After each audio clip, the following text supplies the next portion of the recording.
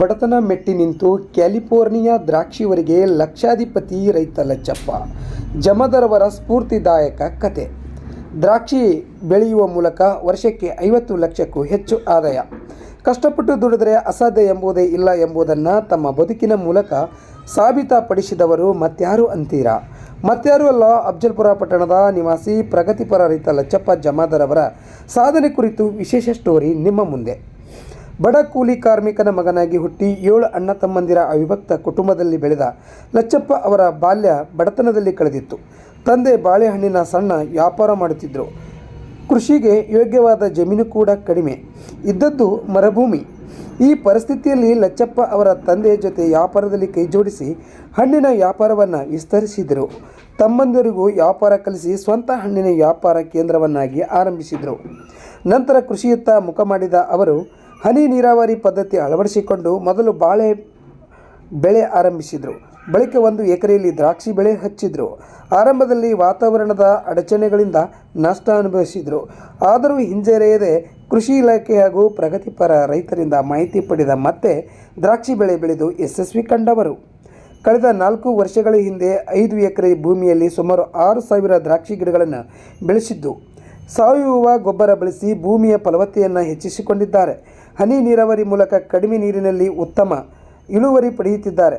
ಪ್ರತಿ ಗಿಡದಿಂದ 30 ರಿಂದ 40 ಕೆಜಿ ದ್ರಾಕ್ಷಿ ಉತ್ಪಾದನೆ ಆಗುತ್ತಿದ್ದು, ಎಕರೆಗೆ 200 ರಿಂದ 300 ಕ್ವಿಂಟಲ್ ಇಳುವರಿ ದೊರೆಯುತ್ತಿದೆ. ವರ್ಷಕ್ಕೆ ಸುಮಾರು 10 ರಿಂದ 15 ಲಕ್ಷ ಖರ್ಚು ಮಾಡಿದರೂ 50 ರಿಂದ 55 ಲಕ್ಷ ರೂಪಾಯಿ ಆದಾಯ ಗಳಿಸುತ್ತಿದ್ದಾರೆ.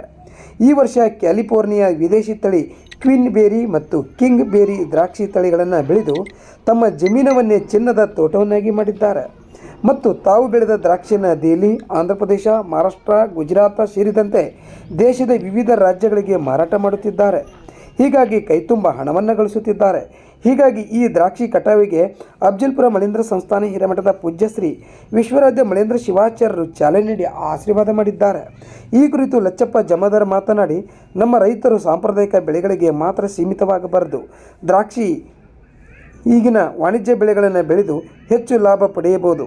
ಸರ್ಕಾರದ ಯೋಜನೆಗಳನ್ನು ಇನ್ನಷ್ಟು ಸಿಗುವಂತಾದರೆ ನಾವು ಇನ್ನೂ ದೊಡ್ಡ ಮಟ್ಟದಲ್ಲಿ ಬೆಳೆಯಬಹುದು ಎಂದು ಅನಿಸಿಕೆಯನ್ನು ವ್ಯಕ್ತಪಡಿಸುತ್ತಾರೆ. ಸಿರ್ವಾಳ ಗ್ರಾಮದ ನಮ್ಮ ಸ್ವಂತ ಜಮೀನಿನಲ್ಲಿ ಬೆಳೆದಿರುವಂಥ ವಿಶೇಷವಾದ ತಳಿ ಇವತ್ತು ಕ್ಯಾಲಿಫೋರ್ನಿಯಾದ ಒಂದು ಹೊಸ ವೆರೈಟಿ, ಒಂದು ಕಿಂಗ್ ಬೇರಿ ಮತ್ತು ಇನ್ನೊಂದು ಕ್ವೀನ್ ಬೇರಿ ಅಂತ. ಇದು ನಮ್ಮ ಅಫ್ಜಲ್ಪುರ ತಾಲೂಕಿನ ನಮ್ಮ ಕ್ಷೇತ್ರದ ಏನು ಅಧಿಪತಿ, ಈ ಭಾಗದ ನಡೆದಾಡುವ ದೇವರೆಂದೇ ಖ್ಯಾತಿ ಪಡೆದಿರುವಂಥ ವಿಶ್ವರಾಧ್ಯ ಮಳೇಂದ್ರ ಶಿವಾಚಾರ್ಯರ ಕೃಪಾ ಆಶೀರ್ವಾದದಿಂದ ಇವತ್ತು ನಮ್ಮ ತೋಟದಲ್ಲಿ ಬೆಳೆದಿರುವಂಥ ಈ ಒಂದು ಕ್ವೀನ್ ಬೇರಿ ಏನು ದ್ರಾಕ್ಷಿ ಇದೆ, ಇದು ಇವತ್ತು ಕಟಾವು ಪ್ರಾರಂಭ ಮಾಡಿದ್ದೀವಿ. ಶ್ರೀಗಳ ಅಮೃತ ಹಸ್ತದಿಂದ ಈ ಒಂದು ಕಾರ್ಯ ಇವತ್ತು ಕಟಾವು ಪ್ರಾರಂಭ ಮಾಡಿ ಇವತ್ತು ನಮಗೆ ಸುಮಾರು ನಮ್ಮ ತಂದೆಯವರ ಕಾಲದಿಂದ ಹಿಡ್ಕೊಂಡು ಇವತ್ತು ಅಫ್ಜಲ್ಪುರ ಹಿರೇಮಠ ಸಂಸ್ಥಾನ, ಮಳೇಂದ್ರ ಸಂಸ್ಥಾನದ ಹಿರೇಮಠದ ಒಂದು ಆಶೀರ್ವಾದ ನಮ್ಮೆಲ್ಲರ ಮೇಲೆಯೂ ಕೂಡ ನಿರಂತರವಾಗಿ ಅವರ ಆಶೀರ್ವಾದ ನಮಗೆ ಯಾವತ್ತೂ ಕೂಡ ಲಭಿಸಿ ಇವತ್ತು ನಾವು ನಮ್ಮ ತೋಟದಲ್ಲಿ ಒಂದು ಬೆಳೆದಿರುವಂಥ ದ್ರಾಕ್ಷಿ, ಈ ಒಂದು ದ್ರಾಕ್ಷಿಯನ್ನು ಇವತ್ತು ಕಟಾವು ಮಾಡಿದ್ದೇವೆ.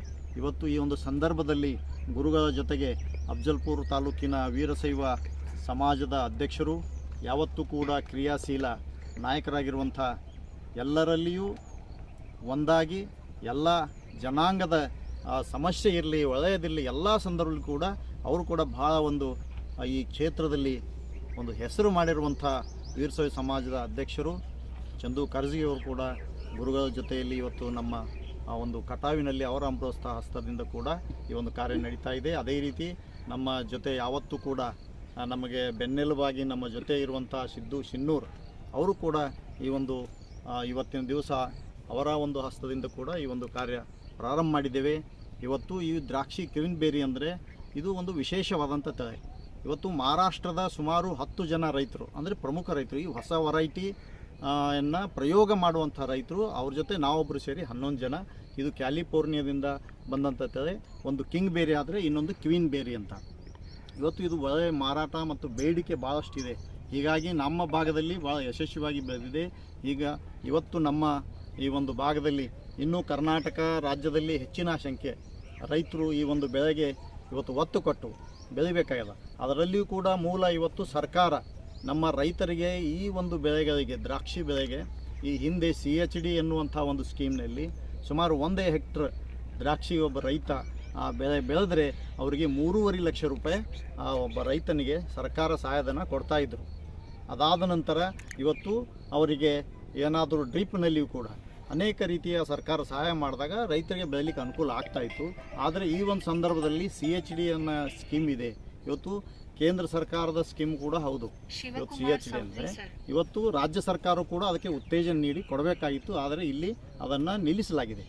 ಹೀಗಾಗಿ ನಮ್ಮ ರೈತರಿಗೆ ಇನ್ನೂ ಹೆಚ್ಚಿನ ಒಂದು ಈ ಬೆಳೆ ಮೇಲೆ ಆಸಕ್ತಿ ಹೊಂದಿ ಅವರಿಗೆ ಸಹಾಯ ಸಿಕ್ಕರೆ ಅವರು ಕೂಡ ಇಂಥ ಒಂದು ಬೆಳೆ ಎಲ್ಲರೂ ಮಾಡ್ಬೋದು. ರೈತರು ಇವತ್ತು ಇಂಥ ಒಂದು ಬೆಳೆ ಮಾಡೋ ಮೂಲಕ ಅವರು ಆದಾಯವನ್ನು ಪಡಿಬೋದು. ಇಂಥ ಬೆಳೆ ಮಾಡಿದಾಗ ಅವರು ಆದಾಯ ತಗೊಂಡು ಅವರು ತಮ್ಮ ಏನು ಈ ಜೀವನ ಇದೆ ಒಂದು ಉನ್ನತ ಮಟ್ಟದಲ್ಲಿ ಸಾಗಿಸಲಿಕ್ಕೆ ಅವರಿಗೆ ಅನುಕೂಲ ಆಗ್ತದೆ. ಆದರೆ ಇವತ್ತು ರೈತರಂದ್ರೆ ಏನಪ್ಪ ಅಂದ್ರೆ ಕೇವಲವಾಗಿ ನೋಡುವಂಥ ಪರಿಸ್ಥಿತಿ ಬಂತು.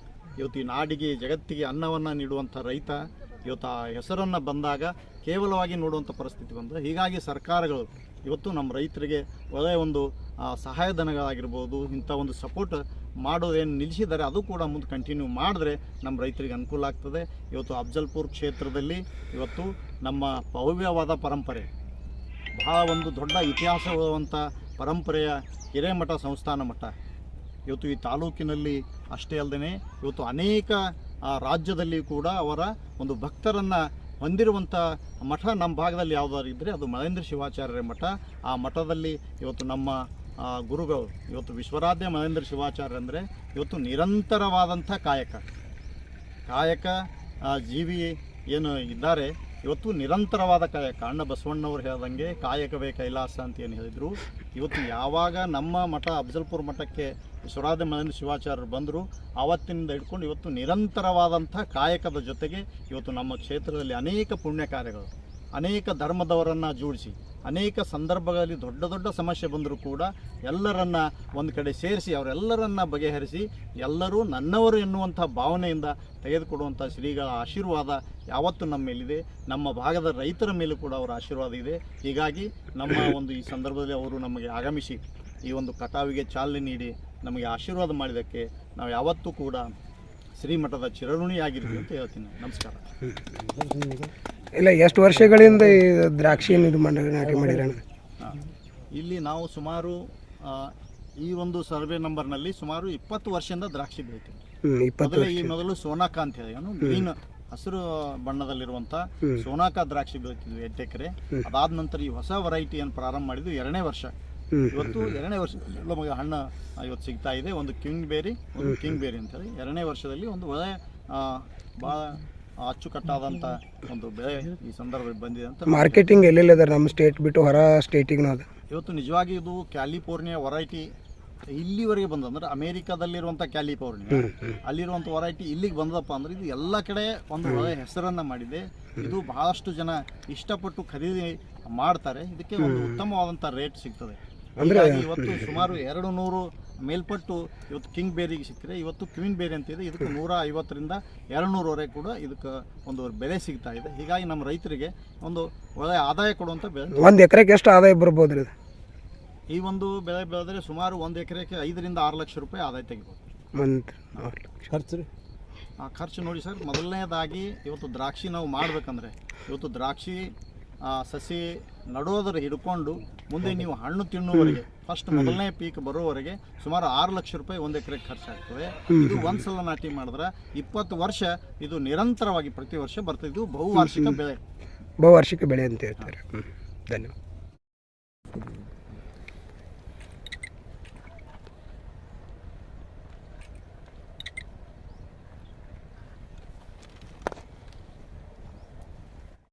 ಸರ್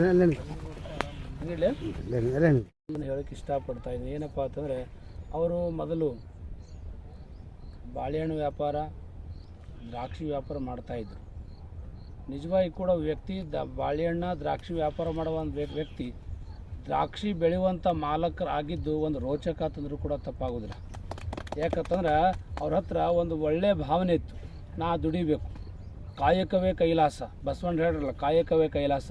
ಆ ನಿಟ್ಟಿನೊಳಗೆ ಅವರ ತಂದೆ ಹಾಕಿಕೊಟ್ಟಿರುವಂಥ ಮಾರ್ಗದರ್ಶನ, ವಿಶೇಷವಾಗಿ ನಮ್ಮ ಕರ್ತೃಗದ್ದಿಗೆ ಮಳೇಂದ್ರ ಶಿವಾಚಾರ್ಯ ವಿಶೇಷ ಆಶೀರ್ವಾದದಿಂದ ಇವತ್ತಿನ ದಿವಸ ಮಾಲೀಕರಾಗಿದ್ದು ನಮಗೆ ಭಾಳ ಸಂತೋಷ ಆಗಿದೆ. ಇದೇ ರೀತಿ ಅವರು ಇನ್ನೂ ಕೂಡ ಅಭಿವೃದ್ಧಿಯ ಒಕ್ಕಲ್ತನ ಮುಖಾಂತರವಾಗಿ